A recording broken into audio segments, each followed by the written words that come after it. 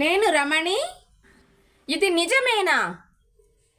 వందల మందికి విద్యను బోధించిన, ఎన్నో అస్త్రశస్త్రాలను బోధించిన ద్రోణాచార్యుల వారు తన ప్రియ శిష్యుడు అర్జునుణ్ణి యుగానికే మేటి విలుకానిగా తయారు చేయాలి అని మరొక్క శిష్యుడు అయినటువంటి ఏకలవ్యుని ధనుర్విద్యకు మూలాధారమైన కుడి చేతి బొటనవేలు తనకు గురుదక్షిణగా అడిగిన ద్రోణాచార్యుడు, తన గురువు ద్రోణాచార్యుడు తనకు గురుదక్షిణగా కుడి చేతి బొటనవేలుని అడగగానే ఒక్క క్షణం కూడా ఆలోచించకుండా ఏకలవ్యుడు కుడి చేతి బొటనవేలును నరికి తాంబూలంలో పెట్టి వినయంగా గురుదక్షిణగా గురువు ద్రోణాచార్యునికి సమర్పించిన ఏకలవ్యుడు ఒక శిష్యునికి, ఒక మంచి శిష్యునికి ఇంత పెద్ద శాపం ఇవ్వడం నాది కూడా పొరపాటే అని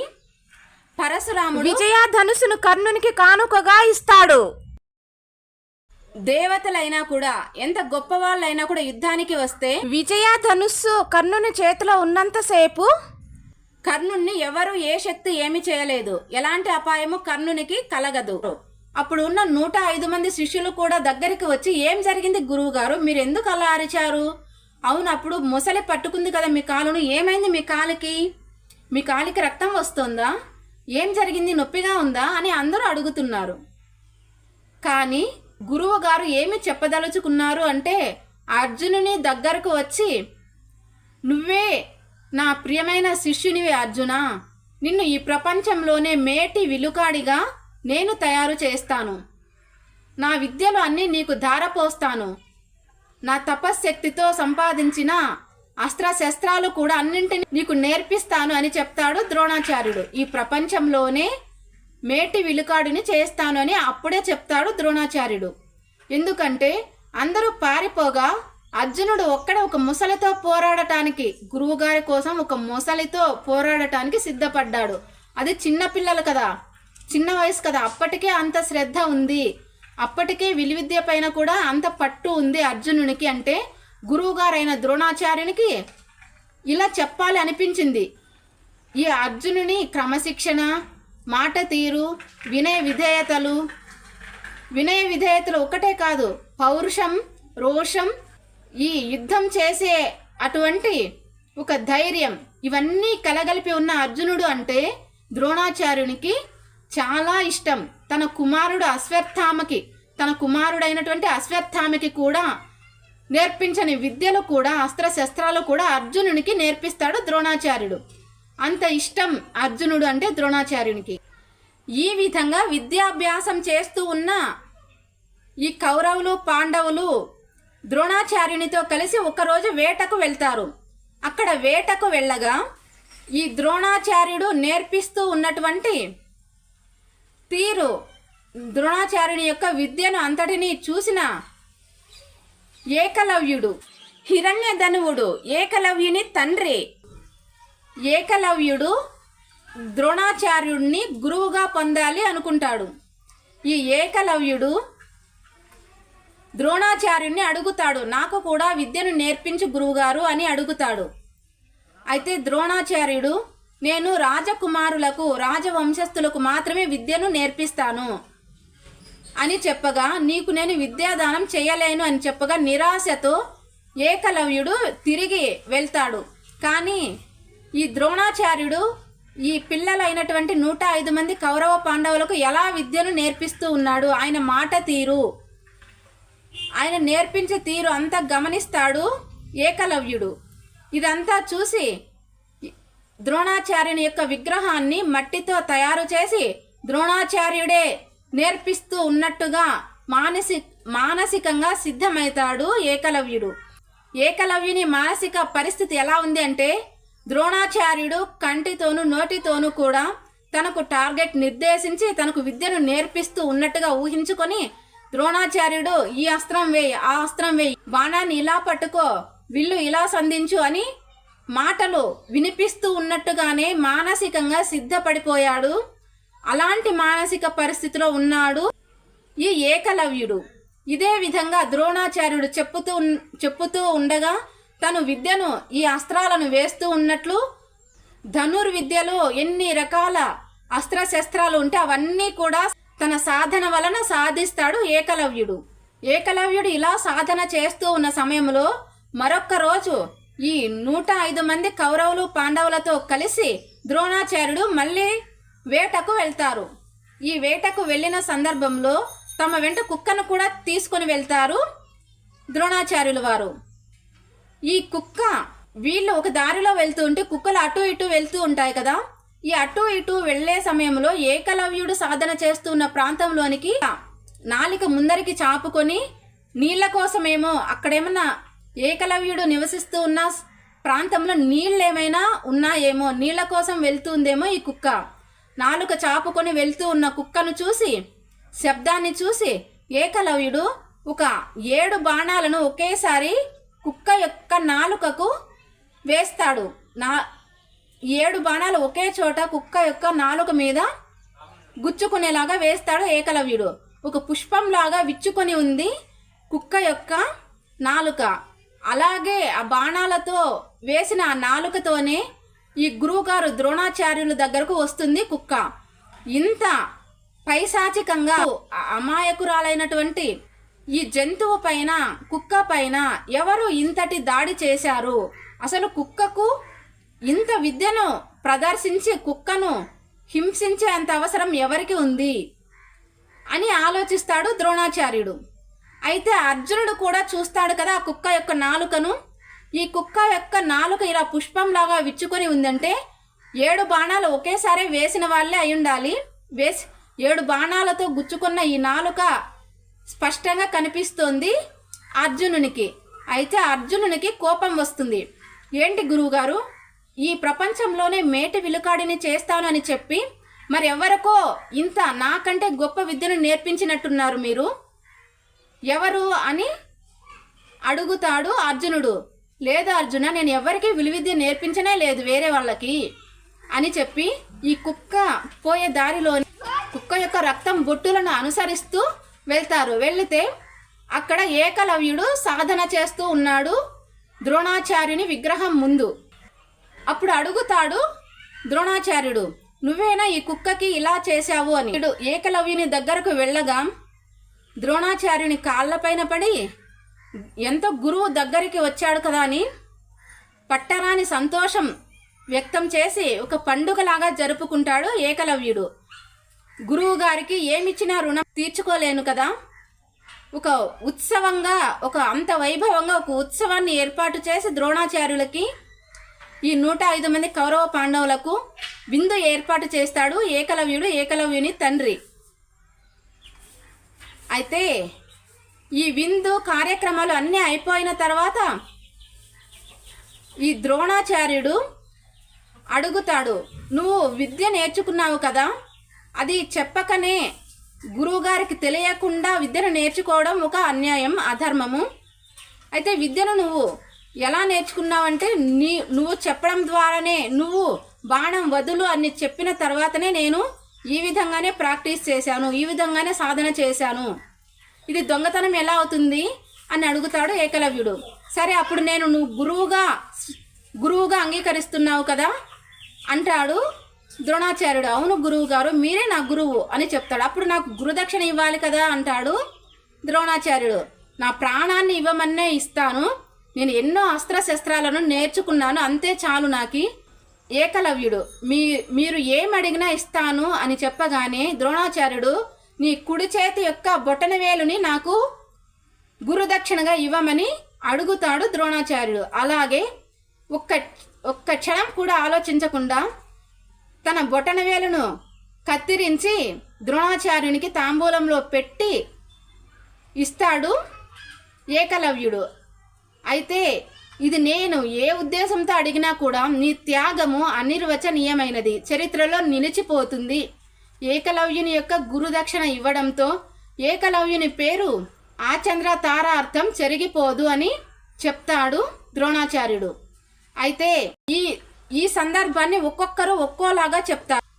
అర్జునుణ్ణి మేటి విలుకాడిని చెయ్యాలనే దురుద్దేశంతోనే ఏకలవ్యుని బొటనవేలు తీసేశాడు అని, గురుదక్షిణగా అడిగాడు అని, లేదా ఏకలవ్యుడు ఈ పైశాచిక కుక్క నాలుక పైన 7 బాణాలు వేసి హింసించినప్పుడు ఏకలవ్యుని యొక్క మానసిక స్థితిని అర్థం చేసుకొని ఇతడు ఎప్పుడూ కూడా ధర్మం వైపు ఉండనటువంటి పైశాచిక మనస్తత్వం ఉంది అని, ఇతను అంత వీరుడు కానవసరం లేదు, ఎందుకంటే ఇతనికి పైశాచిక మనస్తత్వం వలన ఇతడు పెద్ద వీరుడు అయినా కూడా ప్రజలకు ఉపయోగపడే పనులు చేయకపోవచ్చు, ఎందుకంటే ఇతని మనసు ప్రశాంతమైన మనసు లేదు.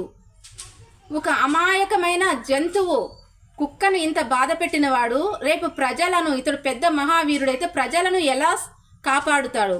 ఇతని పైశాచిక బుద్ధి ఈ రాక్షసులకు సంబంధించిన బుద్ధి అయి ఉంటుంది అని ద్రోణాచార్యుడు ఇలా చేశాడు అంటారు. కానీ ఈ ద్రోణాచార్యుడు కానీ పెద్ద మహర్షులు గురువులు అందరూ కూడా త్రికాలగ్నులు. వాళ్ళకు తపశ్శక్తితో వారి మనస్తత్వాన్ని కనుక్కుంటారు, వారి భవిష్యత్తును కనుక్కుంటారు. కాబట్టి ద్రోణాచార్యుడు అన్ని విధాల ఆలోచించే ఈ గురుదక్షిణ ఏకలవ్యుని దగ్గర బొట్టనవేలు, కుడి చేతి బొట్టనవేలు అడిగాడు అని కొందరు అంటారు. ఇది చరిత్రలోని వాస్తవం. ఏంటంటే ఎవరెవరికి తోచినట్టు వాళ్ళు ఆలోచించుకోవచ్చు. హిరణ్యధనువుడు ఏకలవ్యుని తండ్రి జరాసంధుడు అనే ఒక దుర్మార్గపు రాజు యొక్క కొలువులో పని చేస్తూ ఉంటాడు. ఈ జరాసంధుడు ఎవరు అంటే దుర్యోధనునికి అత్యంత ప్రియమైన ఒక మహారాజు. ఇవి అన్నీ కూడా ద్రోణాచార్యుడు త్రికాలగ్నుడు, ముందు మహర్షులందరూ కూడా గురువులందరూ కూడా ఇప్పటి ఈ క్షణంలో మంచి చెడును గూర్చి కాకుండా 3 కాలాలలో మంచి చెడును గూర్చి ఆలోచించే వాళ్ళే గురువులు, ఋషులు, మునులు. వీరందరూ కూడా ఈ విధంగా తను నేర్పించకపోయినా తన విగ్రహం ముందు తను బోధించినట్టుగా మనసులో అనుకొని విద్యను, ఎన్నో అస్త్రశస్త్రాలను విద్యను నేర్చుకున్న ఏకలవ్యుని దగ్గర తను బొటనవేలు అడగడం ఎంతవరకు రైటు, ఎంతవరకు తప్పు అనేది అందరికీ ఎవరెవరి ఆలోచన వాళ్ళది, ఎవరెవరి అభిప్రాయం వాళ్ళది. అన్నీ ఇప్పుడు మహర్షుల గురించి, గురువుల గురించి మనకు తెలుసు కాబట్టి వాళ్ళు పుణ్యానికే ఏ పని చేయరు. ఒక పని చేశారు అంటే దానికి ఎన్నో కారణాలు ఉంటాయి. కాబట్టి ఎవరిని నిందించాల్సిన అవసరం లేదు.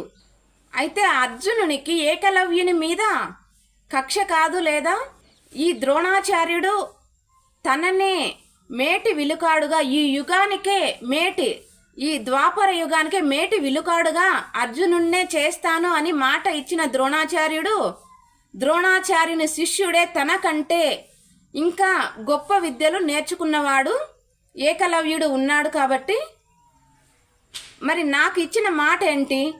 నేను మేటి విలుకాడుని కావాలని అర్జునుడు ఎప్పుడు అడగలేదు ద్రోణాచార్యుని. ద్రోణాచార్యుడే మెచ్చుకొని మేటి విలుకాడుని చేస్తాను అని చెప్పాడు. కానీ తనకంటే గొప్ప విద్యలు అంటే శబ్దభేరి అనే ఒక అస్త్రం కానీ ఆ విద్యను కానీ వినే ఉండడు, నేర్చుకునే ఉండడు అర్జునుడు అప్పటిదాకా. అయితే రాను నేర్పించేవాడేమో ద్రోణాచార్యుడు. అంటే ఇప్పటికే ఇంతకు ముందుగానే శబ్దభేరిని వేసి కుక్కకు ఒక పుష్పంలాగా 7 బాణాలను ఒకే చోట గుచ్చుకునేలాగా వేసిన ఏకలవ్యుడు తనకంటే మేటి విలుకాడు అని అర్జునుడు గ్రహించాడు అప్పటికి.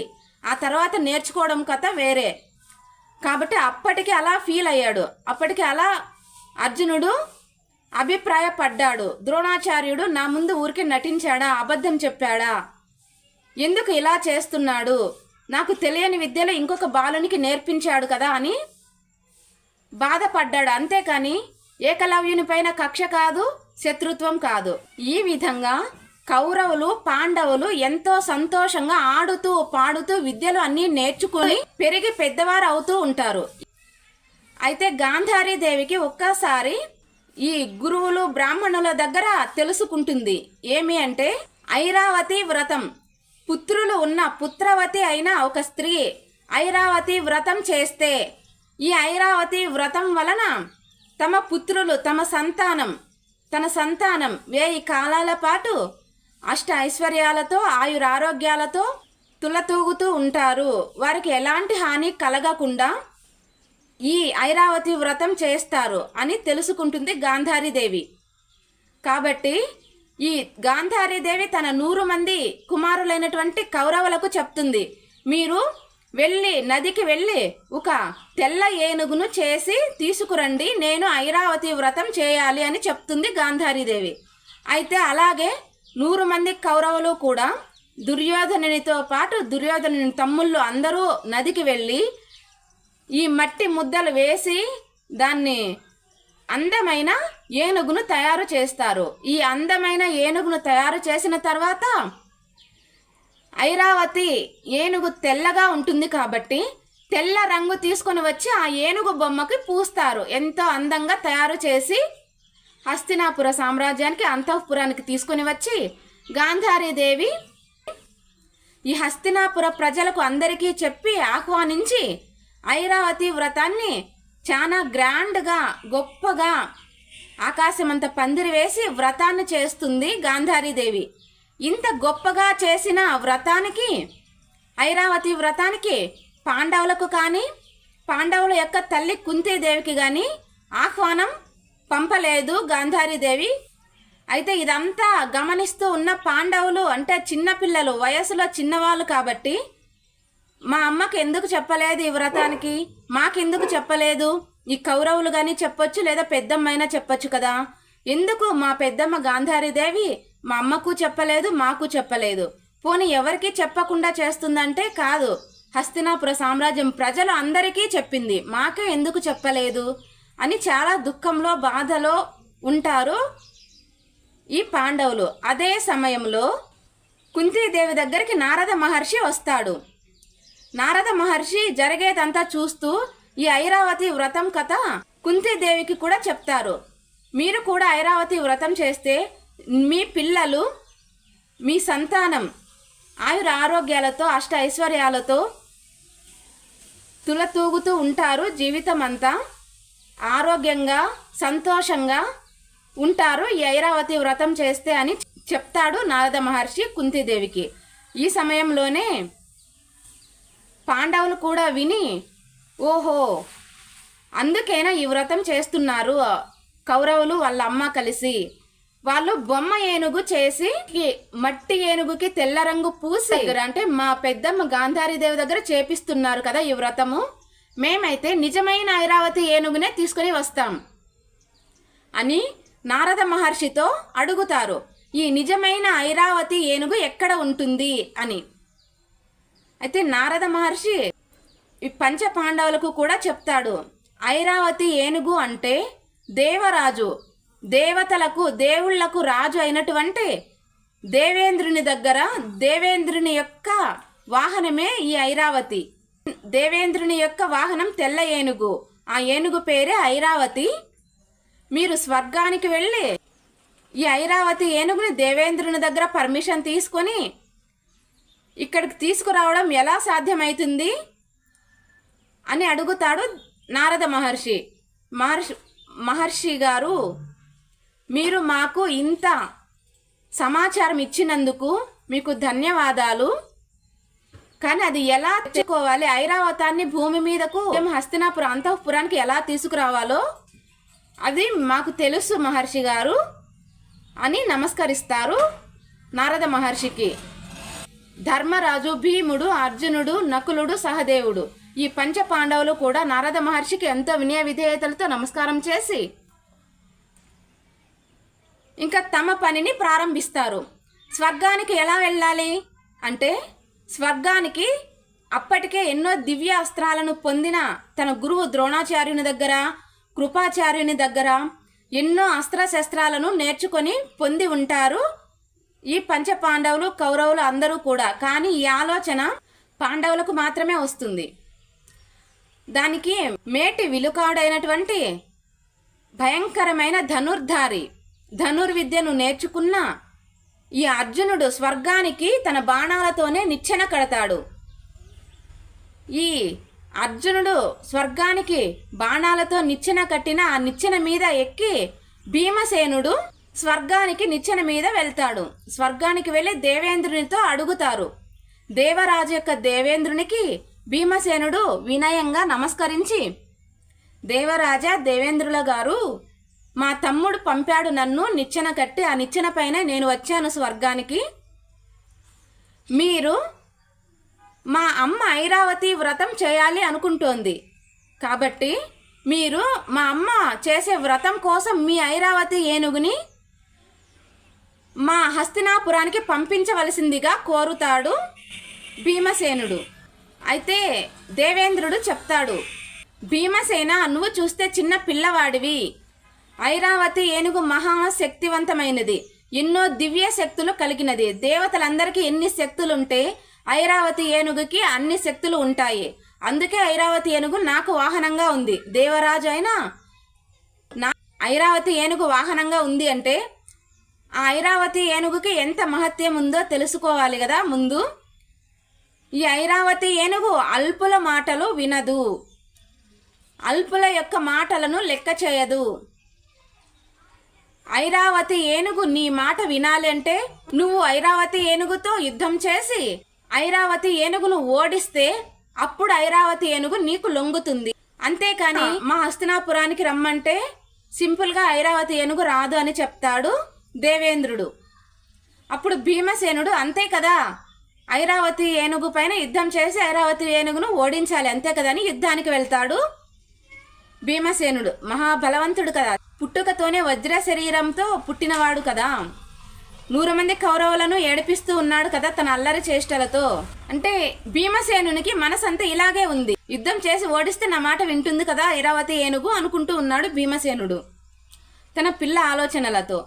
అయితే ఐరావతి ఏనుగు పైన యుద్ధానికి వెళ్ళగానే తన తొండంతో ఫుట్బాల్ని కొట్టినట్టు ఒకసారి అట్లా తోయగానే 1 కిలోమీటర్ దూరం వెళ్ళి ఫుట్బాల్ లాగా పడిపోతాడు భీమసేనుడు. అప్పుడు అర్థమవుతుంది ఐరావతి ఏనుగు యొక్క శక్తి ఏంటి అని భీమసేనునికి.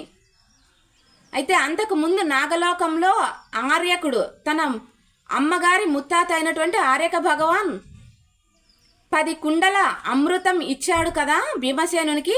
ఈ 10 కుండల అమృతం తాగి 10,000 ఏనుగుల బలం సంపాదించాడు కదా. అలాగే ఆర్యకుడు ఒక మంత్రాన్ని కూడా ఉపదేశించాడు. జై ఆర్యక అంటే భీమసేనుడు పెద్దగా పెరిగిపోతాడు, 1000 ఏనుగులంతా పెద్దగా పెరిగిపోతాడు. మళ్ళీ జై ఆర్యక అంటే తన శరీరాన్ని చిన్నగా సూక్ష్మ రూపంలో కూడా మారిపోయే శక్తి ఉంటుంది ఆ మంత్రానికి. అది గుర్తుకు తెచ్చుకొని భీమసేనుడు జై ఆర్యక అని ఈ ఏనుగు కంటే 100 రెట్లు పెద్దగా పెరిగిపోతాడు భీమసేనుడు. ఆ ఐరావతి ఏనుగు ఇప్పుడు భీమసేనునికి చిన్న బొమ్మలాగా కనిపిస్తుంది. తొండం పట్టుకొని తిప్పి తిప్పి తిప్పి 10 కిలోమీటర్ల దూరం పడేస్తాడు ఐరావతి ఏనుగుని భీమసేనుడు. అప్పుడు ఐరావతి ఏనుగు భీమసేనునికి నమస్కరించి భీమసేనుని తన మీద ఎక్కించుకుంటుంది. ఇప్పుడు భీమసేనుడు ఏమి చెప్తే అది వింటుంది ఐరావతి ఏనుగు. అలాగే దేవేంద్రుడు భీమసేనుని ఆశీర్వదించి మీ అమ్మ చేత ఈ ఐరావతి వ్రతాన్ని గొప్పగా చేయించి సకల శుభాలు కలగాలి అని, తర్వాత ఏనుగుని దేవలోకానికి రమ్మని చెప్పి ఐరావతి వ్రతం ముగియగానే ఏనుగుని స్వర్గానికి రమ్మని ఆదేశిస్తాడు దేవేంద్రుడు. భీమసేనుని ఆశీర్వదిస్తాడు. అలాగే భీమసేనుడు ఆ ఏనుగు మీద కిందికి వచ్చి తన అమ్మ కుంతీదేవి దగ్గర నిజమైన ఐరావతి ఏనుగుని తీసుకొని వచ్చి ఐరావతి వ్రతం ఈ కౌరవుల అమ్మ గాంధారీదేవి పెద్దమ్మ చేసిన ఐరావతి వ్రతం కంటే ఇంకా గ్రాండ్గా ఇంకా గొప్పగా ఈ ఐరావతి వ్రతం చేయిస్తారు పంచపాండవులు కుంతీదేవి దగ్గర. ఇప్పుడు చూశారు కదా కుంతీదేవి యొక్క గొప్పతనం ఏంటి. కుంతీదేవి ఇంత మహావీరులకు జన్మనిచ్చింది. మన సనాతన సాంప్రదాయము సనాతన ధర్మంలో పిల్లలని ఎలా పెంచాలి అంటే కుంతీదేవి ఒక ఆదర్శమైన మాతృమూర్తి. కానీ కౌరవులు తమ పెద్దమ్మ గాంధారీదేవి తమకు ఐరావతి వ్రతానికి పిలవకపోయినా పాండవుల తల్లి కుంతీదేవి ఎంత వినయ విధేయతతో గాంధారీదేవిని తమ పెద్దమ్మైన గాంధారీదేవిని పిలుచుకొని వచ్చి ముఖ్య అతిథిగా తమ పెద్దమ్మనే కూర్చోబెట్టి కుంతీదేవి వ్రతం చేసి అందరి చేత మంచి పేరు తెచ్చుకుంటుంది. ఇప్పుడు తెలిసిందా పాండవులు అంటే ఏంటి, అర్జునుడు అంటే ఏంటి, భీముడు అంటే ఏంటి, కౌరవులు అంటే ఏంటో కూడా మనకు అర్థమైంది కదా. ఈ హస్తినాపుర అంతఃపుర గురుకులంలో ద్రోణాచార్యుని వద్ద కొన్ని వందల మంది ఇతర రాజ్యాల నుంచి రాకుమారులకు కూడా విద్యను బోధిస్తూ ఉంటాడు ద్రోణాచార్యుడు. అదే సమయంలో కుంతీదేవి యొక్క పెద్ద కుమారుడు ప్రథమ పుత్రుడు అయిన కర్ణుడు వసుసేనుడు అనే పేరుతో పిలుచుకుంటూ అతిరథుడు రాధ ఇద్దరు కూడా ఈ తమ కుమారుడైనటువంటి కర్ణుణ్ణి కూడా ద్రోణాచార్యుని వద్దకే విద్యలు నేర్చుకోవడానికి పంపిస్తారు. ఈ కౌరవులు పాండవులతో సహా కర్ణుడు కూడా అతిరథుని యొక్క కుమారునిగా కర్ణుడు కూడా ద్రోణాచార్యుని వద్ద విద్యలు నేర్చుకున్నాడు. అలాగే అతిరథుడు అంటే ఒక ఈ సూత కులానికి నాయకుడు. సూత కులం ఉంటుంది కదా, ఈ సూత కులం యొక్క ఒక రాజు లాంటివాడు. సూత కులానికి కూడా ఒక నాయకుడు, ఒక రాజు లాంటి వాడు అతిరథుడు. అతిరథుడు అంటే పేదవాడు కాదు, లేదా ఏమీ తక్కువగా పెంచలేదు కర్ణుణ్ణి. ఒక రాకుమారుని లాగానే అతిరథుడు కర్ణుణ్ణి పెంచుతూ ఉంటాడు. రథి అంటే 5,000 మంది యుద్ధ వీరులను ఒకే సమయంలో ఓడించగలిగిన వాడు రథి. అయితే కర్ణుని పెంచుతూ ఉన్న పెంపుడు తండ్రి అతిరథుడు. రథి అంటే 5,000 మందిని ఓడించేవాడు. 5,000కు 12 రెట్లు ఎక్కువ 60,000 మంది సైనికులను, 60,000 మంది యుద్ధ వీరులను ఒకే సమయంలో ఓడించగలిగి మట్టి కరిపించగలిగే శక్తివంతుడే అతిరథుడు అంటే. కాబట్టి అతిరథునికి కూడా అన్ని విద్యలు వచ్చు. అతిరథుడు కూడా కర్ణుణ్ణి పెంచుతూనే చాలా విద్యలు నేర్పిస్తూనే కర్ణుణ్ణి పెంచుతాడు. అలాగే ద్రోణాచార్యుని వద్ద కూడా విద్యను నేర్చుకోవడానికి అభ్యసించడానికి పంపిస్తాడు అతిరథుడు కర్ణుణ్ణి. ఈ విధంగా విద్యలు నేర్చుకుంటూ ఉన్న సమయంలో ద్రోణాచార్యుడు అర్జునునికి తన హృదయంలో గొప్ప స్థానం ఇవ్వడం, ప్రియశిష్యుడు అనే స్థానం ఇవ్వడం ఈ కర్ణునికి గాని ద్రోణాచార్యుని యొక్క కుమారుడు అశ్వత్థామకి గాని అస్సలు ఇష్టం ఉండదు. ఎందుకంటే అర్జునుడిని సొంత కుమారుణ్ణి పక్కన పెట్టి, ఇంతమంది రాజకుమారులను పక్కన పెట్టి అర్జునుడు మాత్రమే నా ప్రియ శిష్యుడు అని చెప్పడం ముఖ్యంగా ఈ దుర్యోధనునికి, కర్ణునికి, ద్రోణాచార్యుని యొక్క కుమారుడు అశ్వత్థామకి వీళ్ళెవరికి కూడా అర్జునుడిని మెచ్చుకోవడం ఇష్టం ఉండదు. అయితే అర్జునుడు అంటే ఎందుకు అంత ఇష్టం ద్రోణాచార్యునికి అంటే ఎన్నో మంచి లక్షణాలు ఉన్నాయి అర్జునునిలో. ఒకసారి భోజనం చేస్తూ ఉండగా అప్పుడు దీపాలు ఆరిపోతాయి. దీపాలు ఆరిపోయిన సమయంలో చిమ్మ చీకటిలో అర్జునుడు భోంచేస్తాడు. అయితే భోజనాన్ని ముగించేస్తాడు. అప్పుడు ఆలోచన వస్తుంది అర్జునునికి, నేను ఇంత చిమ్మ చీకటిలో అన్నం తినగలిగిన వాడిని, చిమ్మ చీకటిలో ఎందుకు నేను వేటాడకూడదు? కాబట్టి నేను చీకటిలోనే వేటాడడం నేర్చుకోవాలని అందరూ రాజకుమారులు అందరూ నిద్రపోయిన తర్వాత అర్జునుడు ఒక్కడే రాత్రిపూట మేలుకొని బయటకు వెళ్ళి ఈ వేటాడుతూ ఉంటాడు, ప్రాక్టీస్ చేస్తూ ఉంటాడు, అభ్యాసిస్తూ ఉంటాడు. ఇన్ని మంచి లక్షణాలు ఉన్నాయి కాబట్టే అర్జునుడిని తన ప్రియశిష్యునిగా చెప్తాడు ద్రోణాచార్యుడు. ఈ విధంగా విద్యలు అభ్యసిస్తూ ఉన్న సమయంలో దివ్య అస్త్రాలు, నారాయణాస్త్రం, భార్గవాస్త్రం, బ్రహ్మాస్త్రం ఇలాంటి దివ్య అస్త్రాలను అన్నింటినీ ఉపదేశిస్తాడు అర్జునునికి ద్రోణాచార్యుడు. కర్ణుడు కూడా అడుగుతాడు, నాకు కూడా ఈ దివ్య అస్త్రాలను ఉపదేశించండి గురువుగారు, నాకు కూడా ఈ దివ్య అస్త్రాలను బోధించండి, నేను కూడా నేర్చుకుంటాను అని అడిగితే, ఈ దివ్య అస్త్రాలు ఎవరికంటే వాళ్ళకి బోధించకూడదు, వాళ్ళకి విలువైన బుద్ధిమంతులకు మాత్రమే ఈ దివ్య అస్త్రాలను బోధించడం జరుగుతుంది, ఉపదేశించడం జరుగుతుంది అని ద్రోణాచార్యుల వారు బోధించకపోతే ఏంటి, ద్రోణాచార్యులకి విద్యను బోధించిన పరశురాముల వారు ఉన్నారు కదా, పరశురాముల వారి దగ్గర నేను విద్యను నేర్చుకుంటాను, ఈ అస్త్రాలను అన్నింటినీ కూడా పరశురాముల వారి దగ్గర నేను పొందుతాను అని కర్ణుడు పరశురాముని దగ్గరకు వెళతాడు. అయితే వెళ్తూ వెళ్తూ మార్గ మధ్యంలో ఒక విషయం తెలుసుకుంటాడు. పరశురాముడు బ్రాహ్మణులకు మాత్రమే విద్యను బోధిస్తాడు అని తెలుసుకుంటాడు కర్ణుడు. అయితే ఇప్పుడు నేనేం చేయాలి, నేను బ్రాహ్మణుని కాదు కదా అని బ్రాహ్మణునిలా వేషం వేసుకొని, బ్రాహ్మణునిలాగా వస్త్రాలు ధరించి నేను ఒక బ్రాహ్మణుణ్ణి అని పరిచయం చేసుకొని పరశురాముని వద్ద శిష్యునిగా చేరుతాడు. ఈ కర్ణునికి అన్ని మంచి లక్షణాలు ఉండడంతో, వినయ విధేయతలు, విద్యను నేర్చుకోవడంలో కుతూహలము, శ్రద్ధ, భక్తి అన్నీ ఉండడంతో పరశురాముల వారు అన్ని విద్యలను నేర్పిస్తాడు కర్ణునికి. దివ్య అస్త్రాలను కూడా బోధిస్తాడు కర్ణునికి పరశురాముడు. ఇదే సమయంలో పరశురామునికి ఒకసారి బాగా అలసిపోయి నిద్ర వస్తుంది. ఈ నిద్రపోయే సమయంలో కర్ణుని కూర్చోమని కర్ణుని తొడపైన తల పెట్టుకొని నిద్రపోతూ ఉంటాడు. బాగా నిద్రపోతూ ఉంటాడు పరశురాముల వారు. అయితే తన గురువుకి కొంచెం కూడా నిద్రాభంగం కలగకూడదని నిటారుగా కదలకుండా మెదలకుండా ఈ కర్ణుడు కూర్చొనే ఉంటాడు. ఈ సమయంలోనే తన తొడని ఎక్కడైతే తన గురువుగారు తన తొడపైన తల పెట్టుకొని నిద్రిస్తూ ఉన్నారో అదే తొడకు ఈ ఒక తుమ్మెద వచ్చి కర్ణుని యొక్క తొడను కుట్టేస్తూ ఉంటుంది. రక్తము కాలువలాగా పారుతూ ఉంటుంది. అంతలా కుట్టేస్తూనే ఉంటుంది. ఈ తుమ్మెద కూడా ఒక రాక్షసుడు. ఆ కథ తర్వాత కూడా మనం వివరించవచ్చు. ఒక శాపం వలన ఒక రాక్షసుడు తుమ్మెదలాగా మారి ఆ శాపంతోనే కర్ణునికి ఆ తుమ్మెద కుడుతూ ఉంటుంది.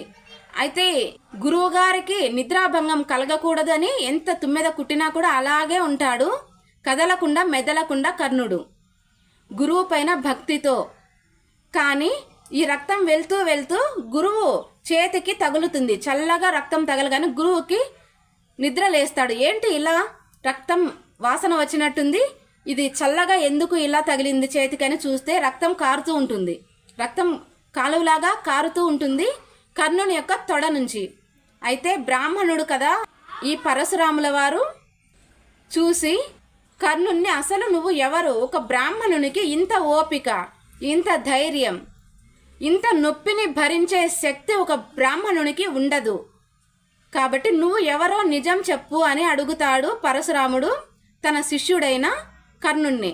అప్పుడు నిజం ఒప్పుకుంటాడు కర్ణుడు. నేను ఒక సూత కుమారుడిని, సూత పుత్రుడిని, అతిరథుడు అనే ఒక సూతుని కుమారుణ్ణి నేను అని, నాకు విద్యలు నేర్చుకోవడం చాలా ఇష్టం, చాలా ప్రాణంగా నేను విద్యలను ప్రేమించి నేర్చుకోవాలి. కాబట్టి ఈ విద్యలు నేర్చుకోవడమే నాకు, ఎలాగైనా విద్యలను పొందాలి అని ఒక చిన్న అబద్ధం చెప్పి నేను మీ దగ్గర విద్యలను నేర్చుకున్నాను గురువుగారు అని చెప్తాడు కర్ణుడు.